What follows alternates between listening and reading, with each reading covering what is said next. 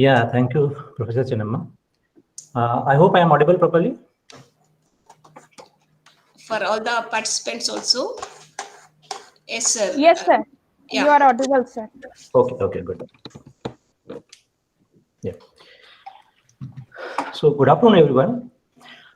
In this talk, we will see how to use deep learning for 3D data. And the discussion that we are going to have here is a generalized discussion, so that can be used in many fields, including biometrics. And particularly, we are going to see a deep network, which is called PointNet, in detail, and we'll see that this particular network can be used in many applications.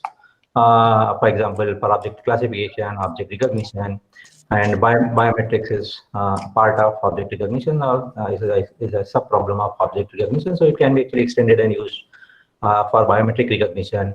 It can be extended for object part segmentation and semantic scene parsing. So there are many applications where this PointNet deep network can be used. And if you want more details about this paper, you can actually go and visit this paper. The complete detail is here. And in my slides, this was published actually in CVPR 2017. Some of the slides that I'm using here in my presentation, they are actually taken from the author's presentation that they used in CVPR 2017. Okay. Yeah. So we are going to proceed this way. So first we will see the overview first of 3D use of 3D data in general, and then we'll see the use of deep learning in using 3D data, or the use of deep learning in case of 3D data, and then we'll see what different kinds of tasks that we can perform using 3D deep learning, and then we'll see 3D deep learning algorithms, and particularly we are going to see PointNet here. Okay, so let us see. Let us have a brief overview of 3D data or the area of 3D data and the use of deep learning here. So the very first question, whenever we are using 3D data, the very first question comes that why do we need to use 3D data? Why can't just we work with the 2D images or the 2D data that we can very easily capture with using our 2D cameras, the CCD camera that we have even available in mobile phones and several other devices, and this 2D data can be captured very easily. So the question comes, why can't we just use 2D data? Why do we need to move to 3D? So that the answer is simple, that whatever we see around us is in 3D. Right? All the objects that we visualize around us, they all are in 3D. So if we can directly process them considering their 3D geometry, their complete 3D information, then obviously the result that we are going to get will be more accurate than what we get when we use 2D. So this is the one reason why we want to move to 3D in place of just using the 2D images, where the 3D is represented just in terms of appearance. Another is that when we are using the 2D data, there are several challenges that actually we face, which are inherently not there in case of 3D. So for example, sometimes when we capture the 2D data, then our images have poor contrast, or sometimes we find that we have high contrast or we have very low contrast, and because of that the images are of not good quality. Sometimes the illumination may not be proper. So whatever the images we capture, they may be of poor quality in case of 2D images. But we'll see that these problems can be inherently not overcome in case of 3D.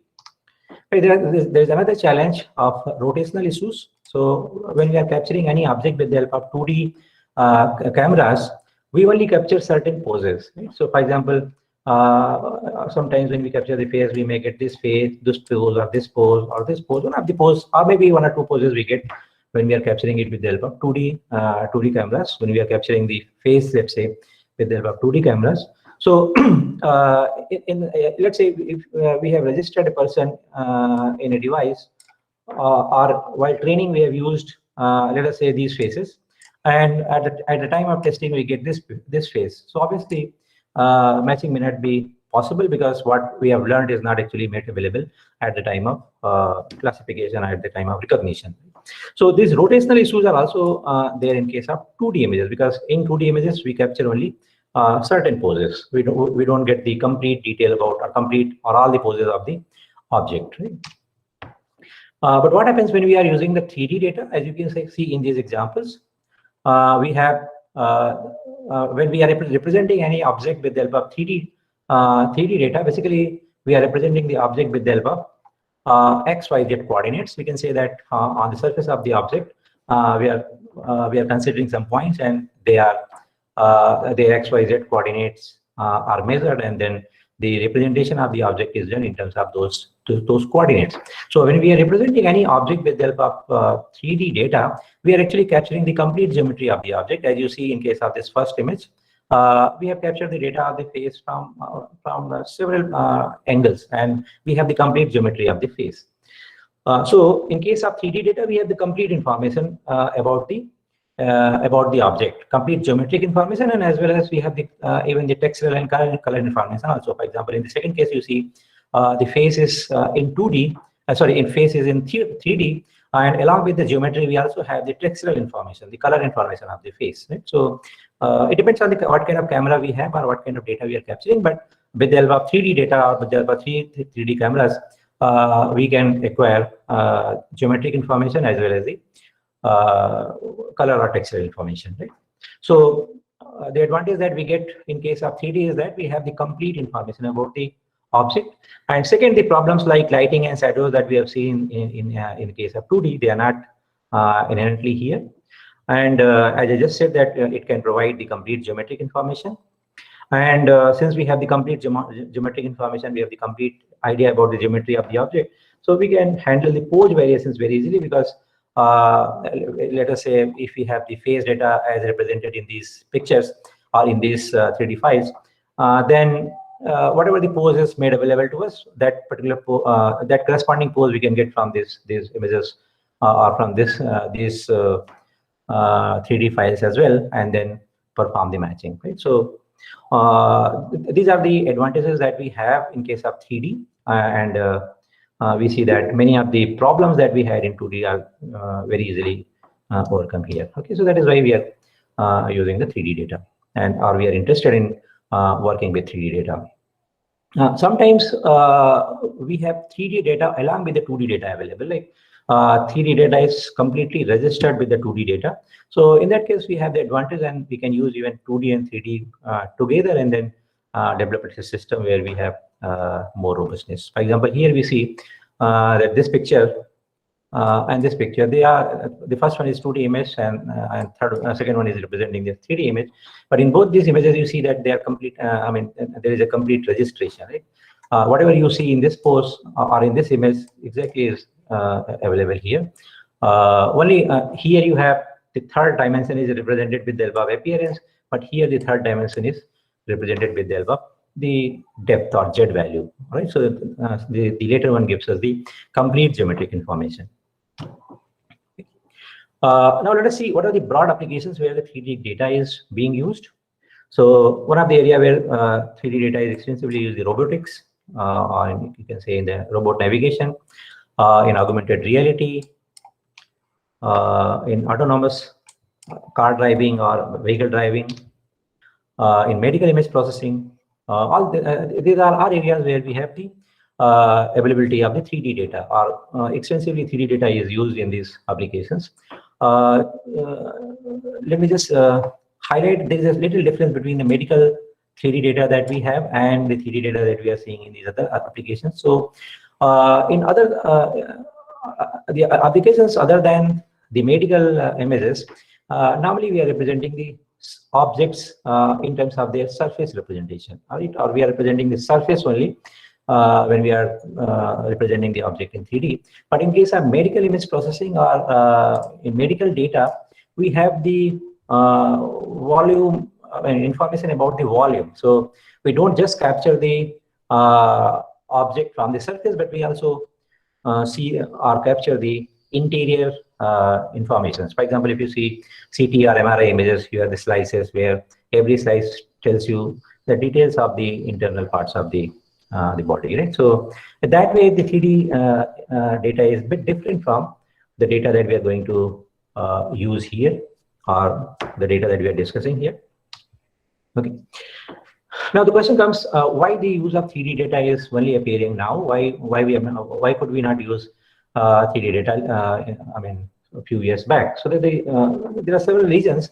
So one of the reasons is that it was not easy to capture the 3D data. If you go just let's say 10 or 11 years back. So in 2010, if you see the status, there were only these two popular 3D files like Stanford Bunny and Utah Teapot, which were actually used in the papers or in the researches. If you see, only very few samples were available. Very few objects in this size in 3D form were available. So that is why you will not see much work in the domain of 3D, and particularly for 3D deep learning, the use of deep learning in 3D, because you know that deep learning requires a lot of data, and if the data is not available, then the deep learning methods are not going to perform well. So even general work on 3D was not there, and if you talk about the deep learning, then obviously at those times we cannot use deep learning because there was no enough data available. Okay, but if you compare the field of 2D, so in terms of 2D or in the form of 2D, a lot of databases were there. For example, one of the popular databases was this Princeton SAPE benchmark database, where a lot of images were there. So, plenty of data was available in the form of these 2D images, and then people were using this data in the form of 2D images, and then they were working in the area of 2D images, not in the 3D images, because at that time the 3D images were not available in enough quantity. Okay, so recently you see that a lot of work in the domain of 3D has started, and there are several reasons behind that. So nowadays we see that there are a lot of online repositories where you can get the 3D data. There are some platforms where even we can actually create the 3D data. Okay, so similarly, if you see the hardware, there are now very cheap hardware sensors available. I'm sure you must be aware of this Kinect sensor, which is reasonably, has reasonable cost, and it gives quite accurate data. So, like for example, it can capture frames up to 30, data up to 30 frames per second, and in one frame it can give data points up to 3 lakhs. So it gives good quality data, and also it's very commonly and very cheaply available. So these are the reasons why now people have started working in the domain of 3D. Okay. So if you analyze this the timeline, then we see that after 2015, we see a lot of work in the domain of 3D. The deep learning has started a little late, but a lot of work has started actually in the domain of 3D from 2015. So these were the two popular databases like ShapeNet and ModelNet, which were used in different researches. And people have actually moved from 2D to 3D. One is obviously, database will be created, or the people will be creating the repositories only when there is application. So we see that there are huge applications in different areas of 3D processing, and later we see 3D deep learning, for example, in robotics, autonomous driving, augmented reality, smart manufacturing. There's many areas where we see the use of the industry has got actually interest in the use of 3D data. So these are the reasons where we have moved actually from 2D to 3D. Okay. So till now we have seen some overview of 3D data and the application areas. Now let us see in detail what kinds of tasks, or what are different tasks that we can actually perform using 3D data, and obviously using 3D deep learning. So any task that we perform in 3D, it can be actually categorized in these three types: 3D geometry analysis, 3D synthesis, and 3D assisted image analysis. We'll see these in detail. So in geometry analysis, we are basically taking the data as 3D, or the input to the algorithms is in the form of 3D, and then we are analyzing the geometry, and then performing different types of tasks, like for example, classification or part parsing, or sometimes establishing the correspondence between the two given files. So classification task is simple. You given some 3D data, you want to find out whether the data represents a chair or a car or table and so on.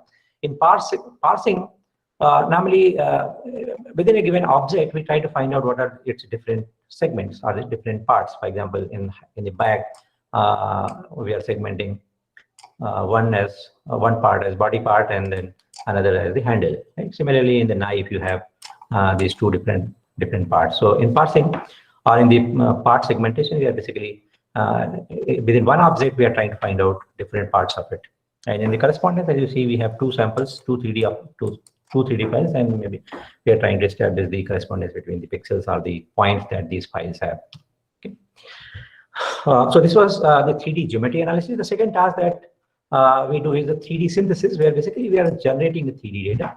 This generation could be direct from the 2D images. We are generating 3D data from the 2D images, or we have 3D data available, but it is not in good shape. So we are, let's say, trying to enhance the quality and then generating the 3D data to get the better representation of the object. So as you see here in the chair, we do not have enough data. This is a broken chair. Some parts are not scanned or digitized properly. So we are trying to complete those parts and getting the complete part representation here. So we can make use of this in shape completion. Similarly, in the shape modeling also, we make use of, or the task of shape modeling also can be categorized as 3D synthesis, because here we are analyzing the 3D data, but we are fitting the surfaces on the 3D data, or we are trying to find out what are the various shapes that we have, and then we are modeling them with the help of, let us say, surfaces and different geometric components. Okay. In 3D assisted image analysis, we are taking the help of 3D data, normally in performing some task in 2D domain. For example, we want to search, we want to perform, let's say, image-based search, where we have 2D and 3D both the representations available. So then, for searching the 2D images along with the 2D, we can use the 3D information. Then obviously we can have better search and better results. Right? So one of the tasks where we make use of 3D assisted image analysis, the class view image retrieval. And similarly, sometimes when we want to decompose any given image in its intrinsic component, for example, any 2D image, if you see, it has the two components. One is the reflectance component, and another is the shading, or other way you can say one color component and the illumination component. So if you want to segregate these two components of any given image, then we can make use of 3D information to get this done.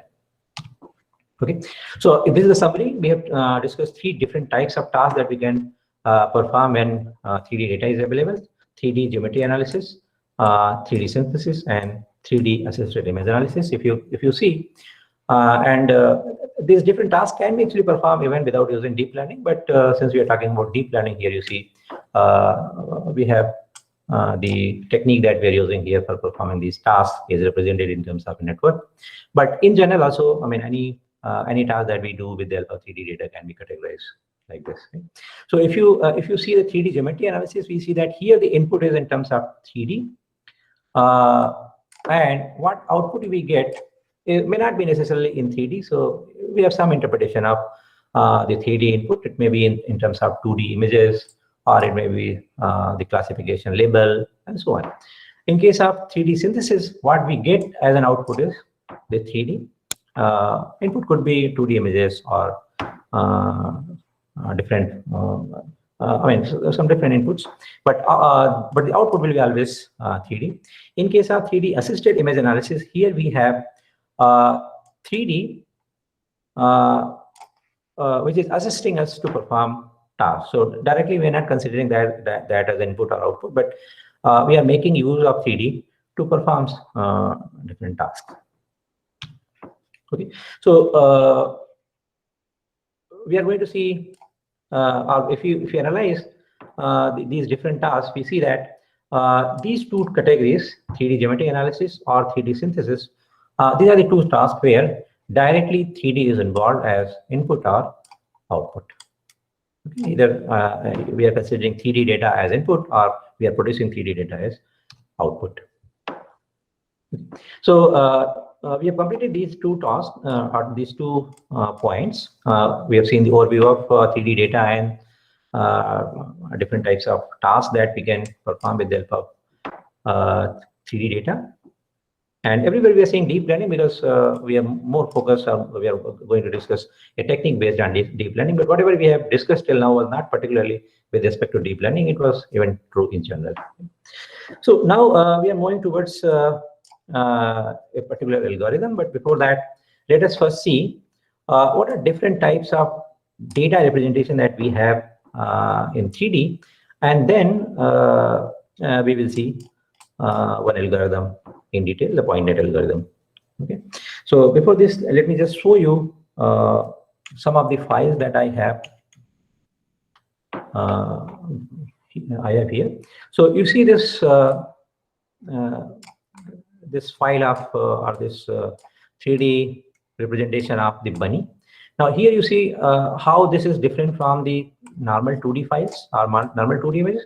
In the 2D image, if you have this particular view, then only this particular view is available. If you want to, let's say, find out what is at the back, that you cannot get. But if you have digitized this from all the sides, then even you can rotate this file and then see what is at the back, or what kind of shape or geometry this object has at the back, or from the top. If you want to see, you can see from the bottom. From all sides, actually, this data is available and you can see. So 3D representation actually completely provides detailed information in terms of geometry and even in terms of color. In this particular file, the color information is not available, but texture or color can be also mapped on the 3D, and we can have even that information available. Okay, so this is one of the representation of 3D data is in terms of point cloud. So you see here the same bunny is represented in terms of some collection of some points. I hope you are able to visualize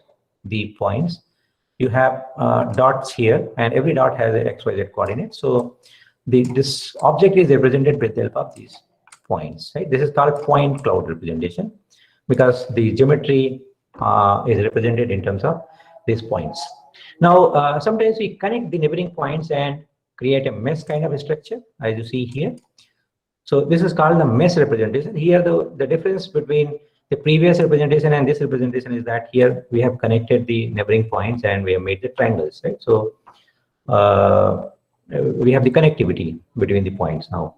And we can also map. So when we have the connectivity, when we have these triangles available, then on those triangles actually we can map some shade, and we can have proper visualization of the data. So in this example, we see 2 types of representations. One is the shading is, just additional thing that is available, but the representation is in the form of either this mesh or in the form of points. Right? So point cloud representation and mesh representation. These are the 2 things that we can see here. And let me show you one face example, which is more related to biometrics.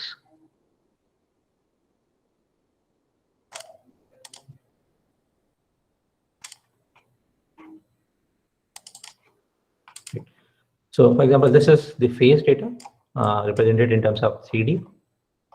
I hope you are able to visualize the points on the surface of the face. Right? Okay. So again, here you see that the face views are available from different sides. Right? So we can visualize the difference between the 2D face and the 3D. In the 2D, we have just one pose or maybe 2 poses that are captured at the time of taking the data, but here you have many different poses available, and depending on the requirement, actually we can generate different poses. So in this particular case, we have only point cloud data. This mesh representation is not available here in this file. So let us, with this background, let us come back to our original discussion. So now let us discuss what are different types of 3D representations we have. I just shown you 2 examples here, but there are a few more that we'll discuss here. And before going into the details of what different types of representations we have, let us compare the representation or the types of representation that we have in 2D and 3D. So if you see the representation of any 2D image, we always find that we have the unique representation of any 2D image. Whatever format we are using, whether it's a RGB format or any other different ways of representing the 2D image, but we'll see that in all those formats, the 2D image is always represented in terms of a 2D grid, or maybe if the color image is there, then the 3D grid, right? But this representation is a unique representation. In all of these representations that we have, image is represented in terms of 2D matrix or 3D matrix, or 2D grid or 3D grid, right? And these grids are of very regular nature. But we will see that in case of 3D, we will not have this kind of regular structures. First of all, we don't have just one representation or a unique way of representing the data in case of 3D as we have in case of 2D. And second, the representation that many representations that we are going to have, they will not be regular as we see the representation in case of 2D. Okay, so in 3D we have a lot of ways of representing the object.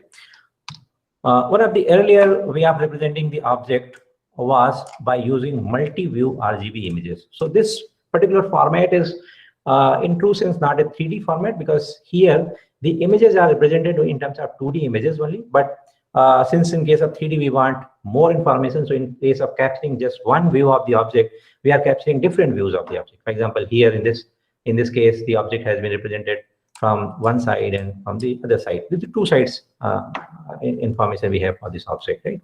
And similarly, we can have, let's say, 10, 20 2D images captured for this object from different angles, and then that way we can say that we are representing the 3D 3D view, 3D views or 3D information of the object, right? So this is one of the ways.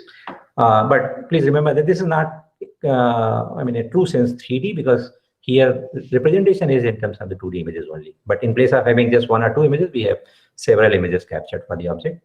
Another is the volumetric way of representing any 3D object here.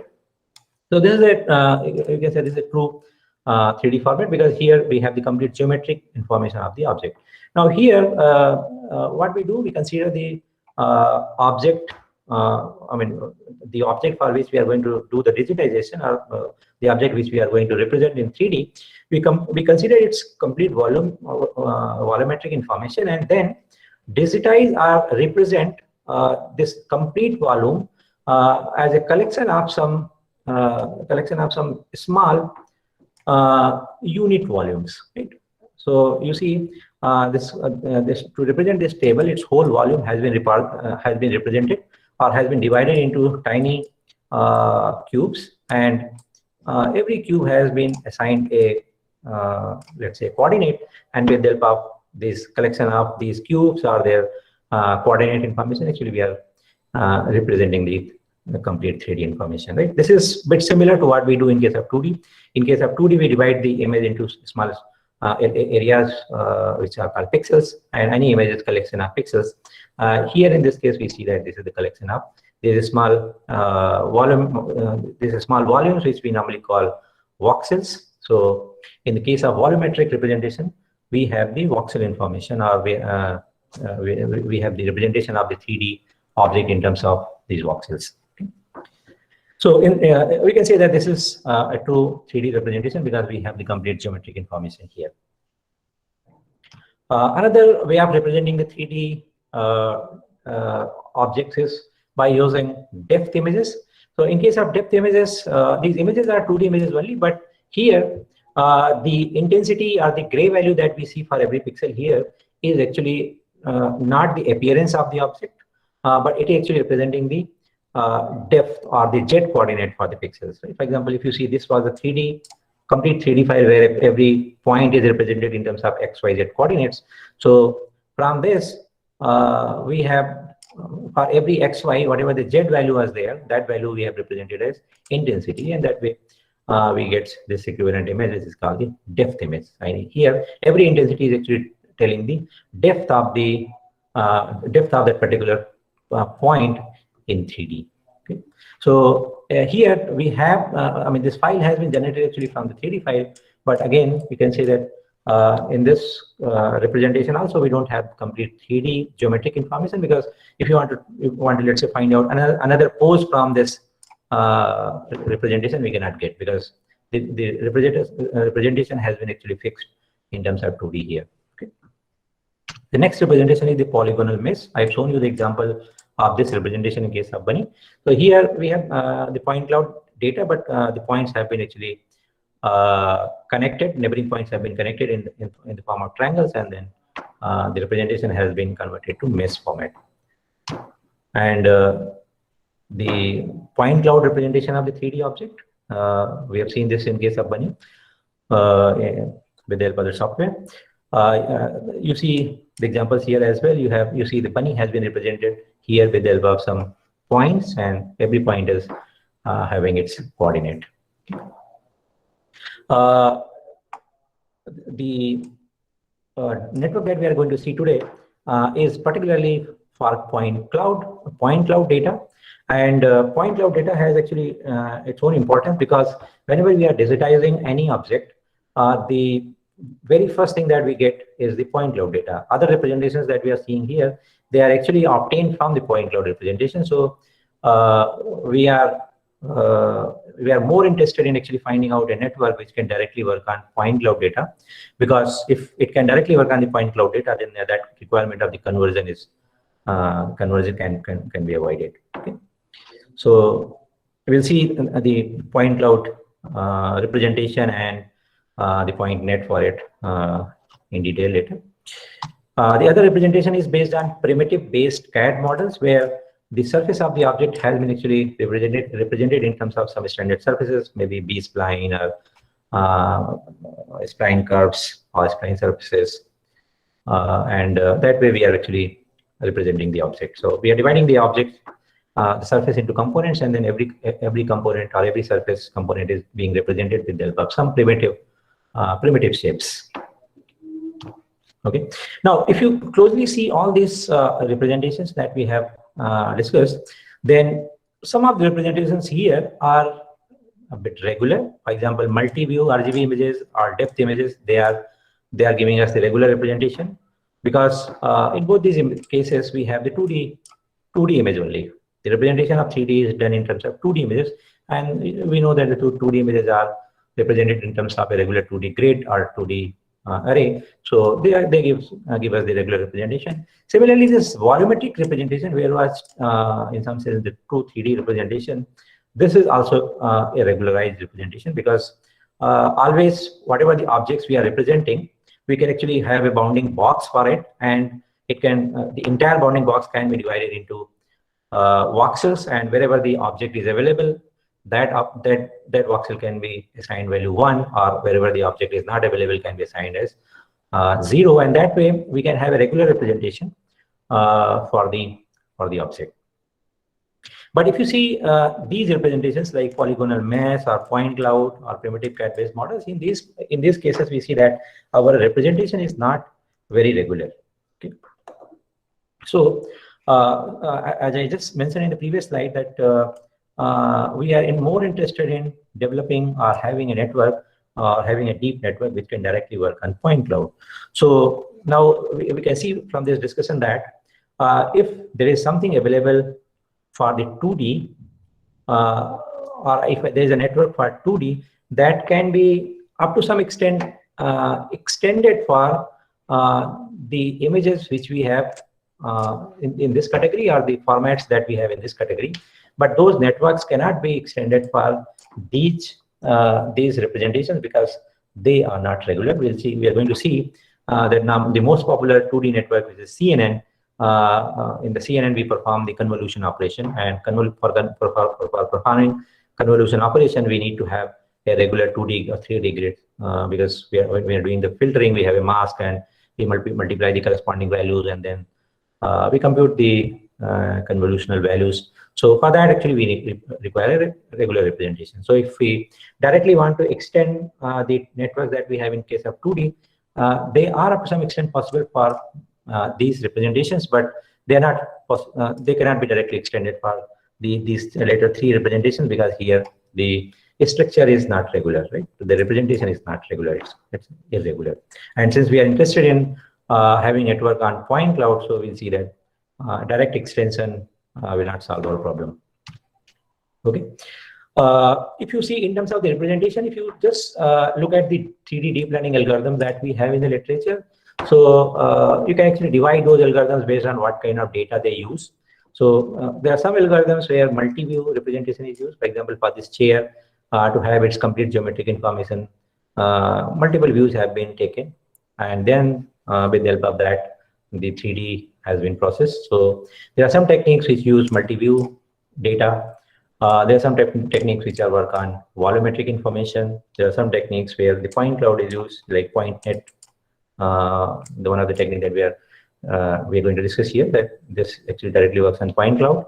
So there are some techniques where mesh has been used.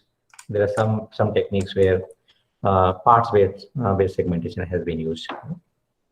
And I just mentioned it earlier that most of the work that you see here in case of 3D, and particularly the use of deep learning that has started from 2015 after the advent of those ShapeNet and ModelNet databases. Okay, so again, let us discuss that challenge that we said that we just discussed in this slide, where we're saying that can we directly extend the methods or the networks that we have for 2D to 3D, right? So one of the networks that we normally use for 2D is the CNN, as I just mentioned. And in CNN, so the question is, can we use CNN directly for 3D data? So when we perform or use CNN, we actually perform the convolutional operations, and those convolutional operations can be only performed when the representation is irregular. So this kind of extension is possible for the data where the regular representation is there. So for example, in case of volumetric representation, we have seen that we have the regular representation, though the data is represented in the form of complete 3D information, but here we have true 3D representation, because we have the complete geometric information, and this representation is regular as we have in case of 2D. So those 2D CNNs can be actually extended for the 3D CNN. So if you just analyze the techniques that we have for the volumetric information, many of the techniques you will see that they are actually the extension of the CNN, right? Maybe kind of 3D CNN. Okay. So we already discussed that. So can we directly apply the CNN on 3D data? So the answer is that if the representation is regular, then only those CNN can be extended for the 3D. So these representations like multi-view representation or depth image representation or volumetric representation, in all these representations we have the regular grid kind of structure. So those CNN models can be extended directly for the 3D. But for these representations, directly we cannot apply the CNN, because CNN requires regularized structure, but here we don't have that. Okay. So we are going to discuss one algorithm here, which is the PointNet, and this PointNet, we'll see that it can actually directly work on point cloud data. So we can say that this can actually handle the representation where the regularized structures are not available.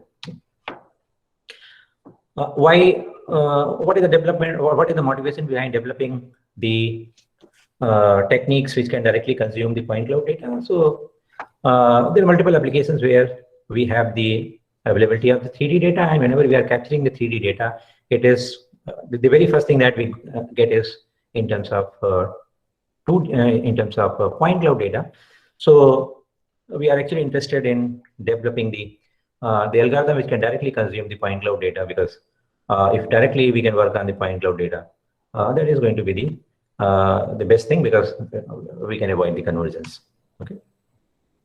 So these are there are several applications where we have the availability of 3D data and 3D data in terms of point cloud. So if we have the deep learning algorithms which can work for this kind of data, then that is really going to be helpful. So these are different representations that we have discussed. Some of the representations like point cloud, mesh, volumetric, and projected view. Now here we are going to discuss the algorithm which can directly work on the point cloud data. Now why we are interested in working on directly on the point cloud? So the first thing or the most important thing is that when we are capturing the when we are capturing the 3D data, it is the very first thing that we get is the point cloud. So directly, if you can consume the point cloud, those conversions can be avoided, as I stated earlier also. But there is another advantage if we have the algorithm which can consume the point cloud data, and this is discussed here. So if we have, let us say, we have the data representations not in the form of point cloud, but we have mesh representation or volumetric representation or depth map representation, but we have the algorithm which consumes the point cloud data. So now you see that getting the point cloud data from these formats is very easy. For example, from the mesh, we can very easily get the point cloud information, or from the volumetric information, we can easily get the point cloud information. Reverse is not true. If you have, let's say, the point cloud data and you want to get the mesh representation, then we need to do considerable amount of work to convert this point cloud representation to mesh representation. It's not very straightforward, but getting the point cloud representation from the mesh is very straightforward. For example, you just remove the connections and then you get the point cloud representation. So it's very simple. So if something is available, let's say there is an algorithm available which consumes mesh kind of data, and your data is in point cloud format, then this conversion will cost something. But if the algorithm is available which consumes point cloud data, and you have the mesh representation available, the data represented in terms of mesh or available in the form of volumetric information, this point cloud conversion is easy. We can convert very easily, get the point cloud data from them, and then we can make use of the available algorithm. So there's another advantage of having an algorithm which can directly work on the point cloud data, okay? Because other formats can be very easily converted to point cloud format.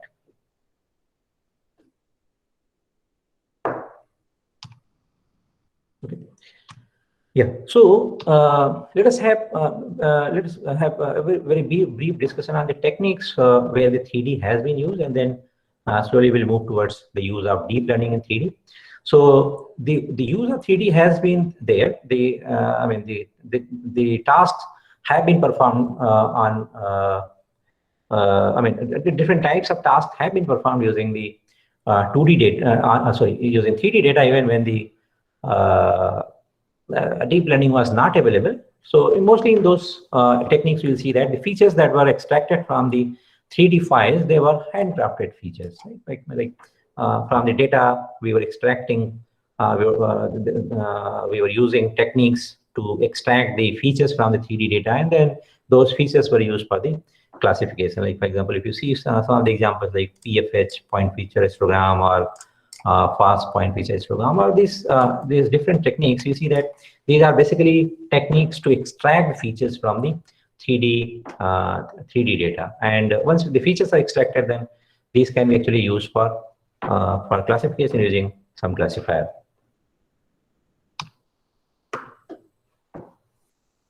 Okay. Yeah. And there are some of, if you notice the timeline of different work that have been done, at the early stage, you will not find that there are many works where the point cloud has been directly used, particularly if you see the deep learning algorithms. What authors have done, or the researchers have done, when the point cloud was available and then they wanted to use the deep learning for that, so then basically they converted that the structure to some regularized formats, for example 3D voxel grid, and then use the deep learning on those regularized structure. They could not consume directly the point cloud data, right? But what is the disadvantage if you're, let's say, doing that? If you have the point cloud data representation and you want to use a deep learning algorithm, and for that you are first converting it to 3D voxel representation and then employing the deep learning algorithm. What is the problem with this? So, I mean, one of the straightforward problems that we can see here is the cost of the conversion, and also the data actually becomes voluminous, because normally in the point cloud representation we have the surface, but in case of voxel grid representation we are representing the volume. So you can visualize if you are representing something by using just surface information, and if you are representing the complete volumetric information, obviously in the later case you are going to have more data, right? So unnecessarily we are actually increasing the size of the data. So size of the data if increases, obviously the processing also increases. So we can make use of deep learning this way, but this actually unnecessarily gives us additional cost. Okay, so most of the techniques where this this kind of approach was used, where the point cloud representation was converted to different representations, they are actually the techniques that were employed were just extension of CNN. So for example, when the data was converted from point cloud to voxel, then CNN was the 3D CNN, right? This is extension of the 2D CNN. Sometimes the point cloud data is projected or rendered with the help of in 2D, like 2D depth image. So there directly we can make use of the 2D CNN. And the techniques where the features were handcrafted, right? The techniques where the features were separately extracted. In those cases, the features were actually fed to the fully connected network, and then the classification was performed. Okay, so these were the approaches when we did not have the techniques where the directly point cloud data can be consumed, right?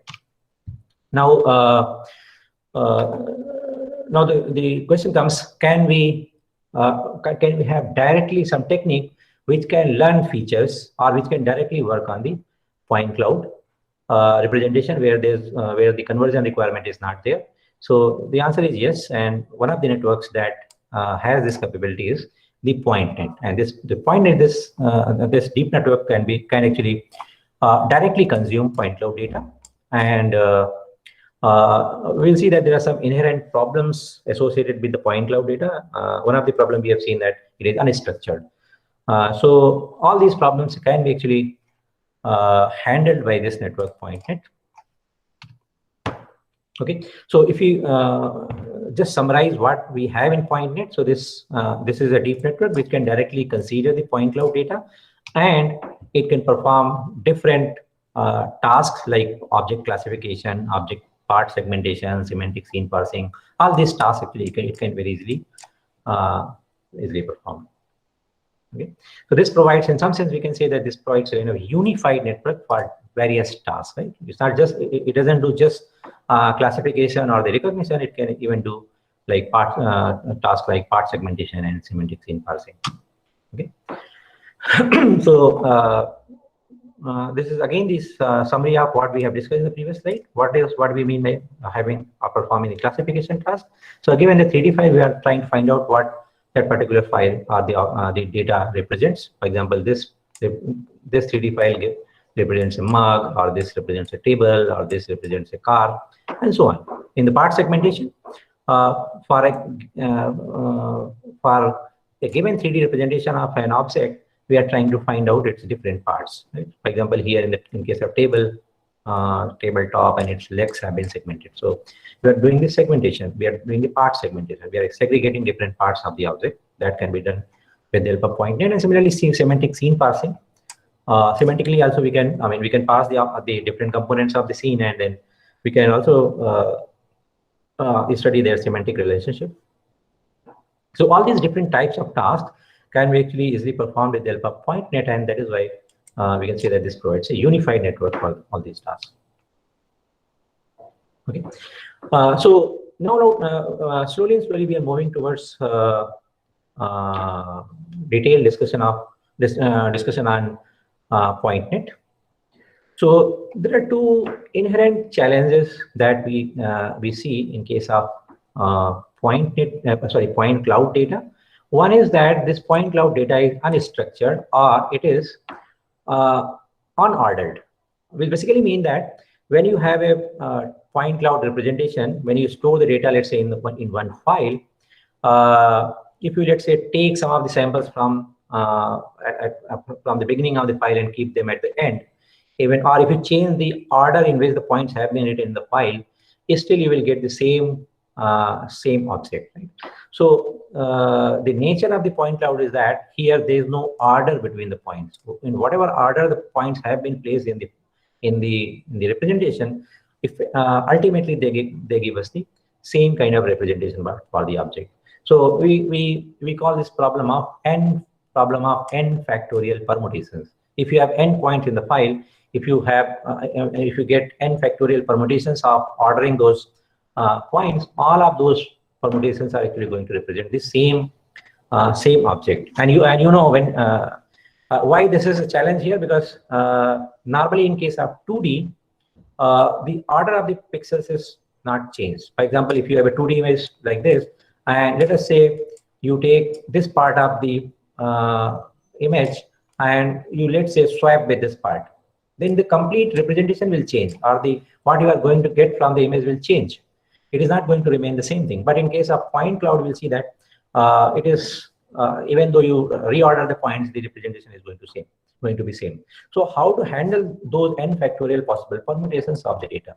In case of 2D, when we are learning the 2D, let's say we are performing the learning for the 2D CNN, then in every image we'll see that this particular part is going to represent the same data, or same kind of image, or same kind of object.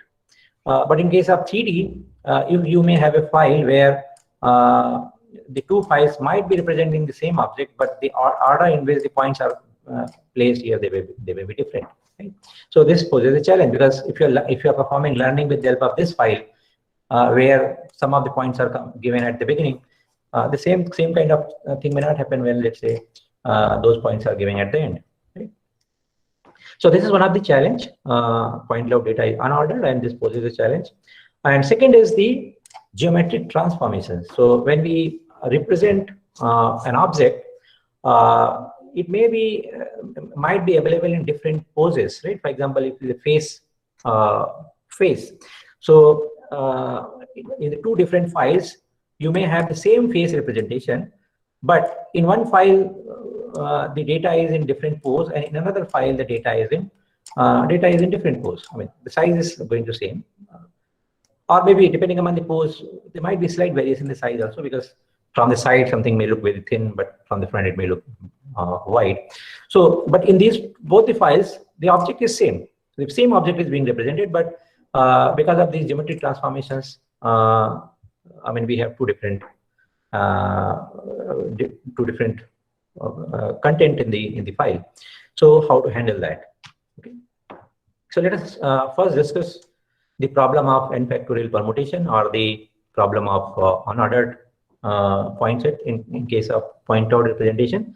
So this is with the help of this example, let us understand what exactly we mean by this n factorial combination or n factorial permutation. So we can assume that we have a point cloud set where capital N points are there, and every point is represented using d dimensions. Normally, if your point cloud data is representing only geometry, then this value of d will be 3, because we are just going to have x, y, z coordinates. But let's say along with the coordinates, you have some color information, textural information, normal information about the normals, and so on. So in that case, this d may be more than 3. So in general, we can assume that the points that we are having in point cloud representation, they are of n dimensions. Okay. Now, if let's say the first point was represented here in blue colors, these are the different colors that we are, let's say, using to represent these 4 points. Now, if you change the order of these points, and let's say put this point first in the file, this point at the end, and so on, this point you take at the second place, and then you, let's say, open this file in the software and see what it is going to represent, then we'll see that both the files are going to represent the same thing. We can so we can see that whatever n factorial permutations we consider for these points, all of them are going to represent the same object, right? We can understand this with this example in more clear manner. So you see that here there are 2 files, and these 2 files are the ASCII files representing the point cloud data of this phase. Now, in this case, we have just XYZ coordinates, or the geometric information of the data. We don't have the color information, so that is why you see these files are having 3 columns. Now, what is the difference between the first and second file? Both the files are representing the same phase. But if you see from this file, these many points I have removed, and I have kept them at the end. So what you see here is this point. This point has got the first place, and so on, and these points are actually appended at the end somewhere. I mean, we don't see that here because there's so many points, and we have only we are only seeing some part of the file. But these points, these first 10 points have been actually placed at the end in the second file. Okay. Now, when we open both these files in the software, we see that this also gives the same phase and this also gives the same phase. But in terms of the data values, they are different. Here, the first value that you are going to get is this one, but here the first value that you are going to get is this one. So, I mean, these two files have the different order of the points, but this doesn't happen in case of 2D images. In the 2D images, if you have 20, let's say 20 images, in every image, this particular part of the image is going to tell you about the same part of the scene. Right? So this is a challenge. So basically, we need a network here which can actually consider any of these combinations and then be able to perform the classification or the recognition of the object. Right. So that is actually that is the capability this PointNet has, and this capability actually it gets with the help of symmetric functions. Right? So there are some functions we see in which in what order the parameters have been supplied, their output, whatever order we choose for the parameters, their final output remains the same. For example, if you see one of the examples is the max function. So here, whether x1, x2, x3 is supplied or x3, x1, x2 is supplied in this order, whatever max value you are going to get out of those values is going to be same. Similarly, there's another example of the symmetric function is summation. So if you sum these values, whether you sum x1 and x2 first and then x3 and so on, or you take, let's say, x10 first and then x9 and x3, in all the cases, in whatever order you put x1, x2, x3, the summation is going to be same. So this PointNet actually makes use of symmetric functions to handle the problem of order or the problem of unordered data that we have in case of point cloud representation. So this basically uses symmetric functions, and then the question comes, how can we construct a family of symmetric functions with the help of neural networks? So it turns out that with the help of PointNet, we can do that. In PointNet, the overall operation that is actually being performed is something like this. Right? Let's say f is the overall function where we are passing some parameters x1, x2, x3, xn. Maybe you can assume that x1, x2, xn are the coordinates, are those points in the point cloud, and it performs this operation. So the output that we are going to get from right side, this is going to be actually same, provided we use a symmetric functions. So now we can see what are the functions that we are using here. The function that we are going to use here on the inputs is this function g. There's another function which is used on x1, x2, x3, but these are this function s is only used on individual point, right? We are not using it on the collection of points. So that is why we are saying we are not considering that function. We are considering that this g in more detail here. I'll tell more detail about g here later. But what in this expression on the right side we are doing, first we are using this h function on the individual points x1, x2, x3. We are doing some kind of transformation, and then all those transformed values are actually supplied to this function g collectively. So that is why I said that this g is an important function here, because this g need to be symmetric. If we want the operation that we are going to get ultimately from this expression to be symmetric operation, then in that case this g need to be symmetric, and we'll see that here this g is going to be a max function, and we know that max function is a symmetric function. Now let us see what this function s does here. So if you directly, so I mean, one thing we can notice from here is that this function h is transforming these values x1, x2, x3. It is transforming. It is taking this x1 and then giving a new value for the x1. Right? And what are the x1, x2, x3 here? These are the point cloud points from the point cloud, as I said. So this function h actually does transformation on the points x1, x2, x3 and gives us the new set of points. Now let us understand why this transformation is required. So for that, let us understand that let's say we have not done this transformation H on the points, and we have directly used these points for performing the symmetric operation. And let us say that symmetric operation is the max operation. So when we are going to perform the max operation on these points, what we will get? Let us say this max operation takes the maximum value of all the components. So we'll get one value corresponding to x coordinates. Similarly, one value corresponding to y coordinate and one value corresponding to z coordinate. So how many points we will get? We'll just get 1 point, right? 1 point where we will have 3 values, right? So output of this max operation is just one value or 1 point, you can say. So it is very easy to visualize here that if, let's say, in place of this these 4 points, if you are using just 1 point, this 1 point will not be able to represent what we were getting, the shape that we are getting with the help of these 4 points, right? So that is why what we do here, we don't directly apply this max function on, or this symmetric function on the input data directly, these xyz coordinates. We use a transformation function H, which actually transforms these points from lower dimension to the higher dimension, and we perform this symmetric operation in the higher dimensional space.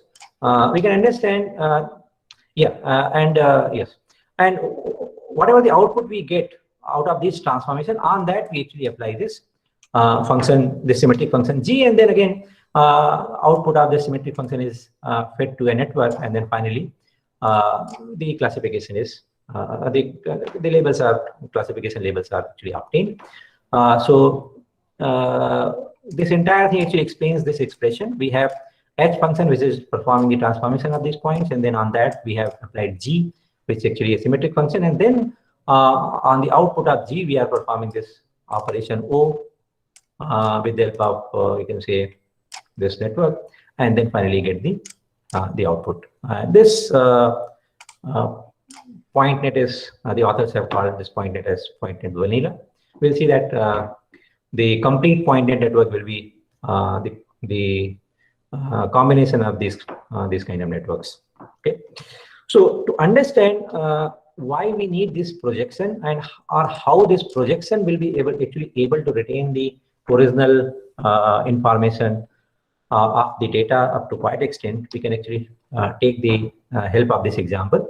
So keep in mind that we are saying that in place of considering the original point cloud data, which has only 3 coordinates, and then performing the max operation, what we are saying that we have to take the 3-dimensional representation to higher dimensional space, and then if you perform the symmetric operation there, then we will be able to retain the information about the original information that we have in the original file. Okay, so here this is the original representation in the original space, in the 3D space, where every point is represented in terms of 3 coordinates, right? XYZ coordinates. Now they are projected in the 12-dimensional space. I'm just considering this example. This value can be any value. So when this is projected in the 12-dimensional space, let us say this first value is 1, 2, 3 here, and rest of the values are 0. Similarly, when this is projected in the 12-dimensional space, these values are 1, 1, 1, and the rest of the values are 0. And similarly, when 2, 3, 2 is projected, these values are non-zero, and the rest of the values are 0. And for the last point also, when this is projected in the higher dimensional space, in the 12-dimensional space, we have the 12 values where initial values are 0 and last 3 values are non-zero, right? So this was the original representation in the 3-dimensional space. Now we have projected that in the 12-dimensional space, and we get this representation, right? Now in place of performing that max operation, we are trying to perform the max operation here, right? That symmetric operation here.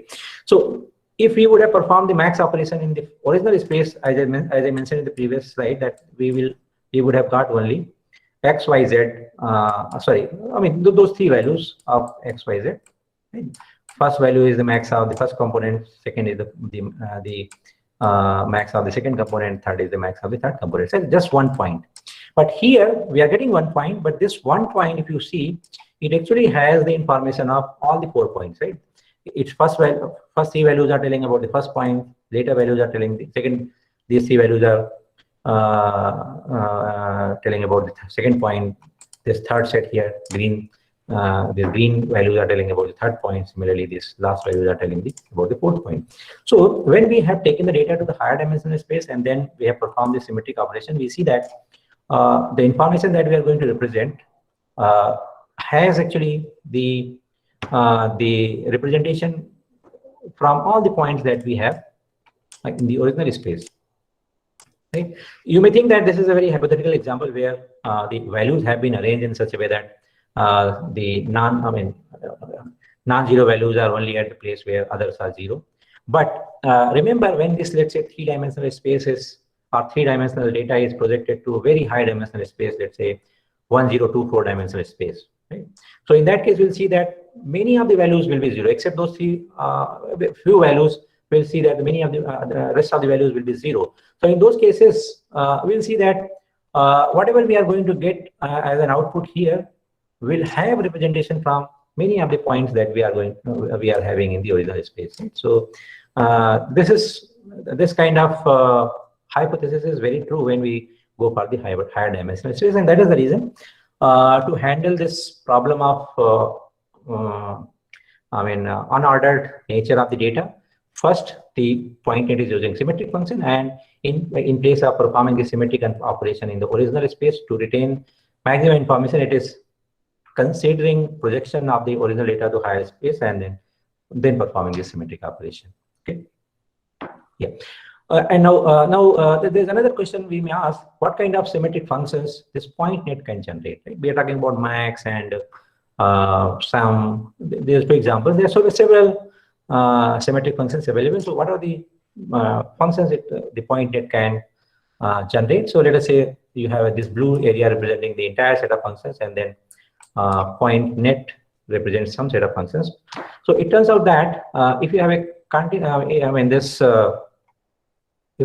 any continuous symmetric function that can be actually approximated with the help of point net. And obviously here this approximation will be more close, or it will be closer to the actual representation when we are considering more and more nodes in the network. But by considering sufficient nodes in the network, we can say that any continuous symmetric function can be approximated by the point net. Right? So yeah. Yeah. So that was all about handling the unordered nature of the data. And here, as projection network, we are using MLP, multi-layer perceptron, and for this gamma operation also we are using MLP. And for performing the symmetric operation, or for G, we are using this max operation. Normally, in case of deep learning, we talk about max pooling, so we can see that we are doing max pooling kind of operation here in this green box. Okay. Now let us see. So we have completed this discussion on this first point. Now let us see how to handle the geometric transformations, how to handle or how to recognize the objects when they are given as input in different orientations.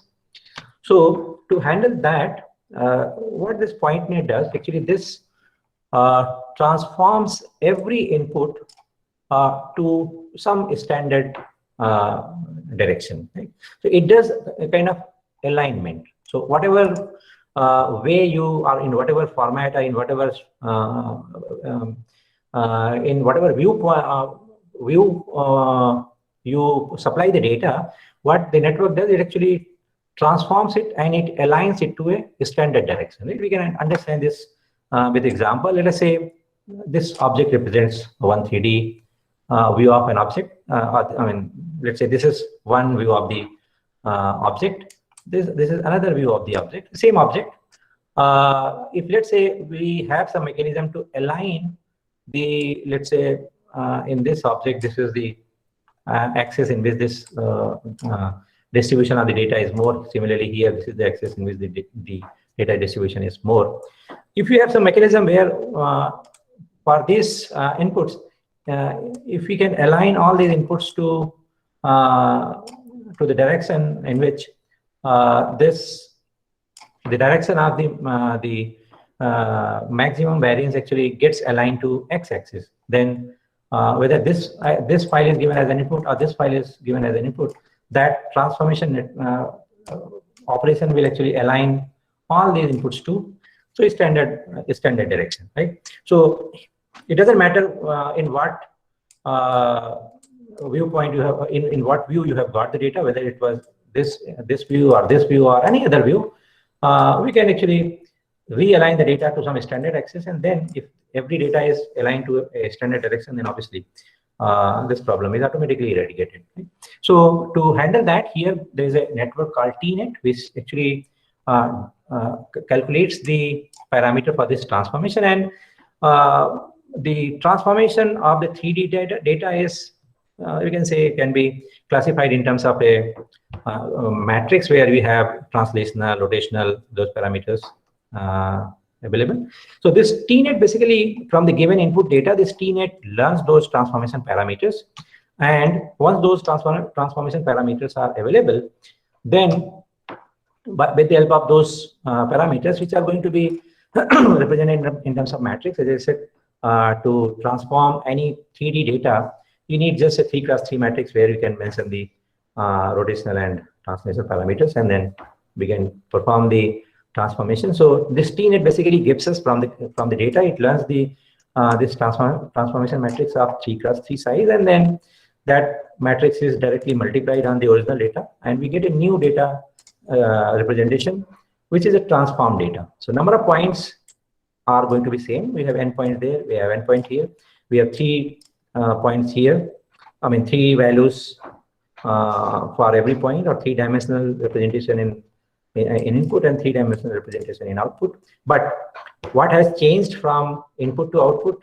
In input, this was aligned to a general direction, but in the output, the data has been transformed and has been aligned to along the standard axis.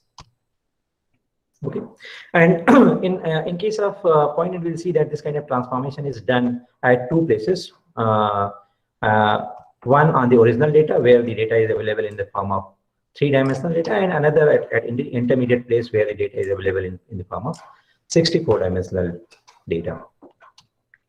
Okay. The procedure is same again. The TNet is used on this when the input is of 64-dimensional. That matrix is learned.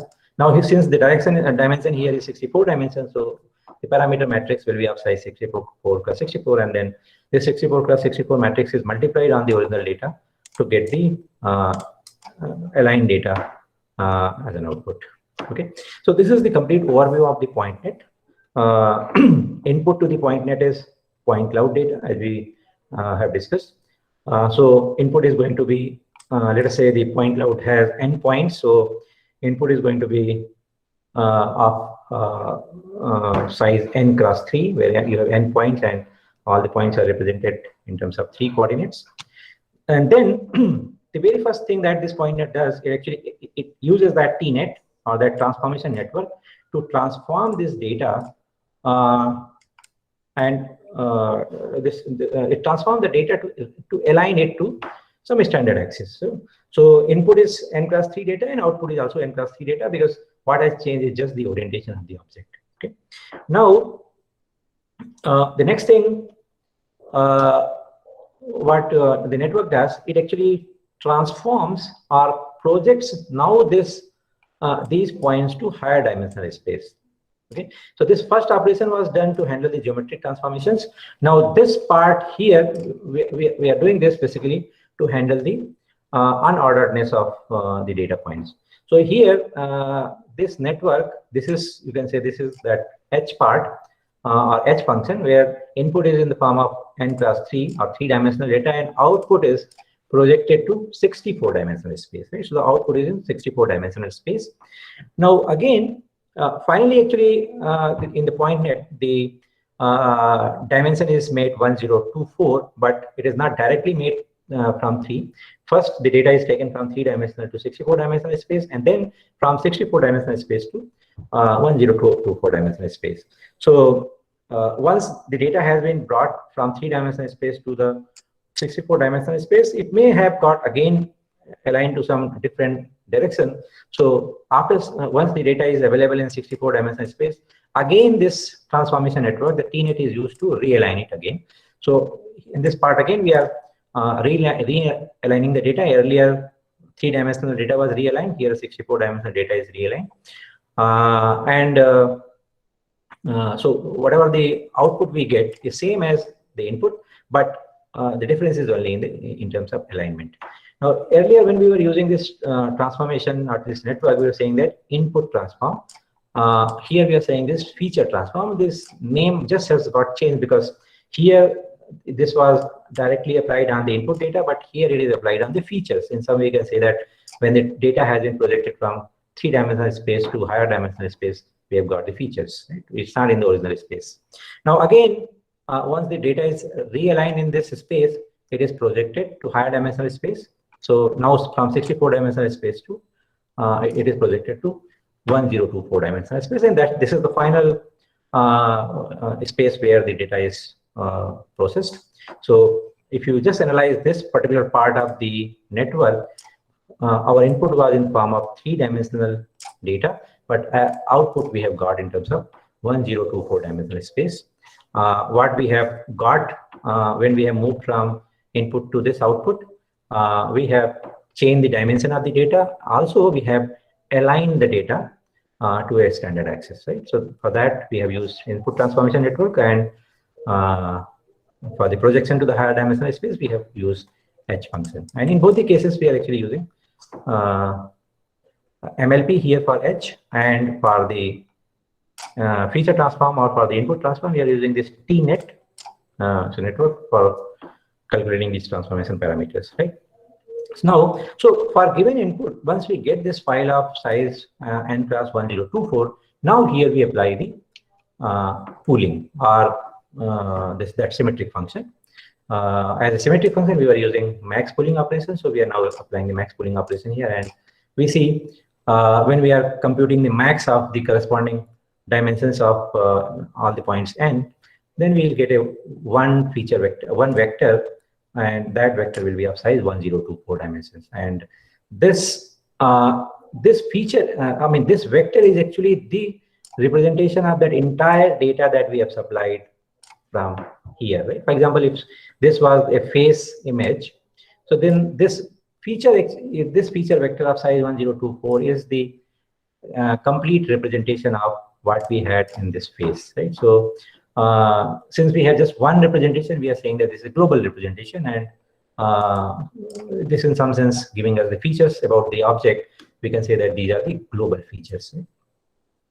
Global because we have obtained this from the entire data set, or from the entire points that we have for the input object.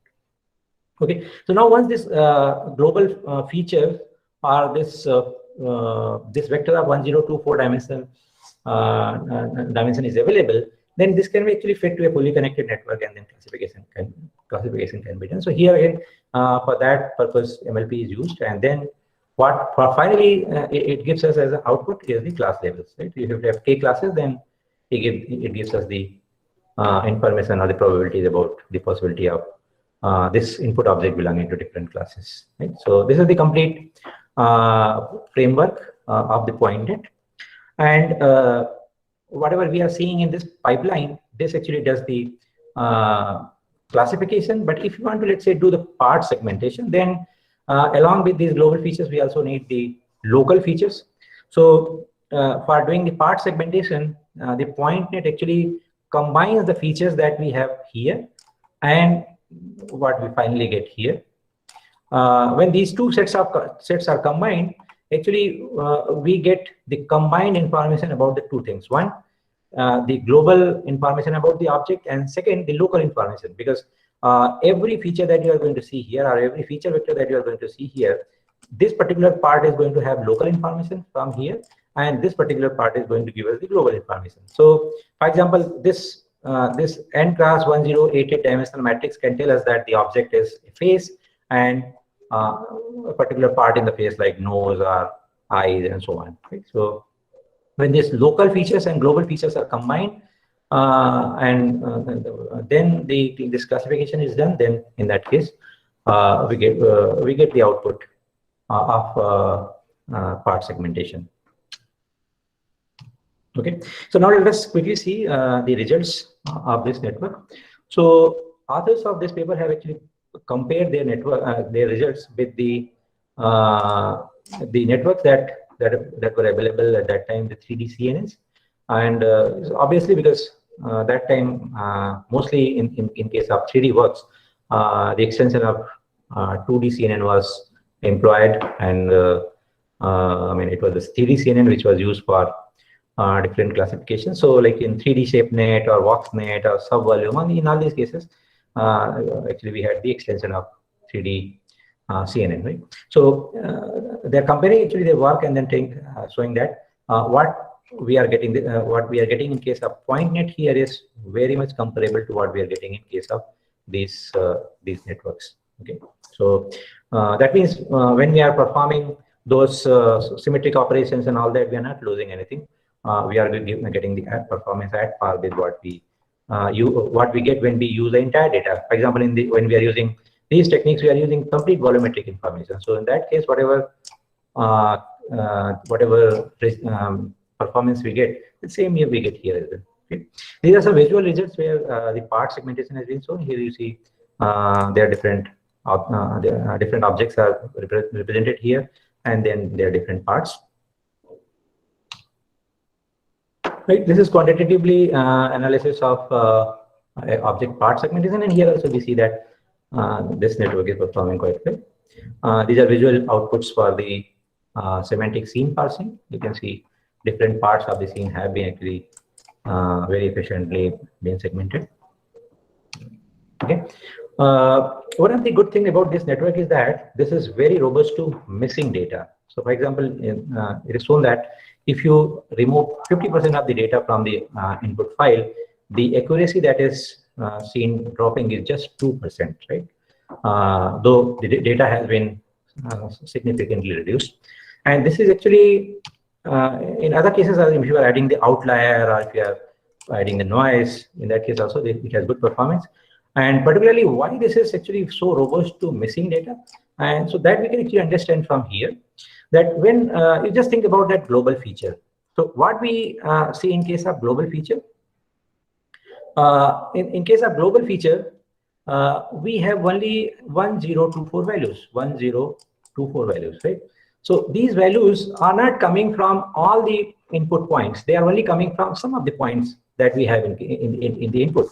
So it turns out that if you remove many of the points from the original shape, which are not contributing to the global feature, then it is not going to impact the performance, because if you are removing those points which are contributing to this global feature, then only the performance is going to deteriorate. So that is why when you are removing 50% of the points from the input data, even then the performance is quite good, right? So all the points which are actually contributing to that global set, they are actually called here critical point set. So you see the entire image or entire representation of the 3D object has these many points, but in the critical point set, we have just 1024 points, because these are the points which are contributing to the global feature vector. So very easy to see here that other than these 1024 points, if we remove any of the points from here, it is not going to impact the performance. Okay. So this is one way of thinking about the original point and the reduced set, where slowly we are removing the points from here, and then we are getting this set. How we are removing the points when we are moving from original set to the critical point set? We remove a point from here and see if it is going to impact the critical point set. If it is not going to impact the critical point set, then we just remove that. If it is impacting, then we retain that here, and that way we get this minimal set. Okay. Now we can think of the addition of the points in this point set. For example, this is the original input file, but and from this file we have removed the points, and we said that these are the points which are important. Other points we remove it is not going to impact the critical point set. Similarly, we can think of adding some points to this, and if addition of any point here doesn't impact the critical point set, then we can actually define upper bound of this point set. We keep adding the points in this, and as long as those points do not actually impact the critical point set, so that way we can actually define the upper bound for this upper bound for point for this point set, right? These are a few more examples. Yeah. So let me just conclude what we have actually discussed till now. So we have in detail discussed a point net, which is a deep network, point net, which is a deep neural network which can directly consume the point cloud data, and it's a powerful network which can perform many different tasks like classification, part segmentation, semantic segmentation, and all. The authors have actually also made its code and data available. If you are interested in using this network, you can actually go to this repository and then get their data and then make use of that in your problem. So, for example, if you want to do face recognition or any ER recognition using 3D data, actually you can make use of PointNet, and you can do that. Okay. So, as I mentioned at the beginning, so this is that paper where the PointNet has been proposed. For more details, actually you can go and visit this, and I want to give credit to Professor Charles, whose slide actually, and others whose slides I have used here for making this presentation. Thank you very much for your present hearing. If you have any questions, I would be happy to answer them. Sir, one doubt. How you are computing the critical points? You have, if you go to 2 slides back, there is a slide. Yes, here from the original shape, you are computing the critical points. Yes. How you are computing that, and how you are computing the impact? Yeah. So actually, this critical point set that we see here, this is just for the demonstration. In the global feature vector, I mean, we are basically trying to say that in this global feature vector, there are only few points which are giving their impact. What are those points? Those points are only these critical points. So when we are doing the recognition, or when we are, let's say, performing the classification, we are not using these critical points. This is just for our understanding. This is just to find out why reduction in the data is not impacting the performance. But when we are doing the recognition, we are using this global feature, which is a 1024 dimensional space.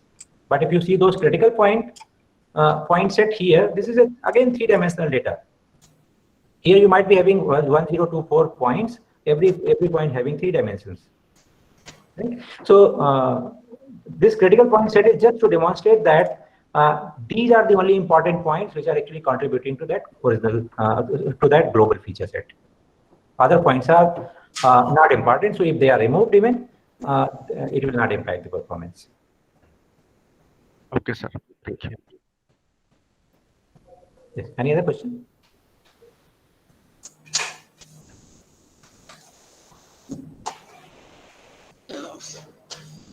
Sir, if any questions from the audience?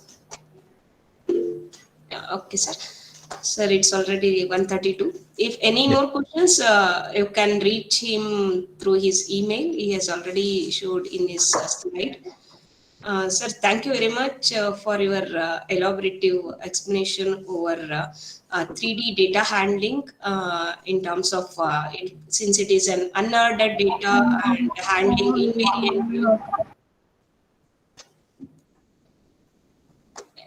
Okay, sir. And you have shown the architecture of PointNet and its effective results in handling 3D data. Thank you very much. Thank you, Professor Sharma, for inviting me. Thank you for accepting my invitation, and thank you for it sharing. It is always a pleasure. In this Thank you. Thank you very much, sir.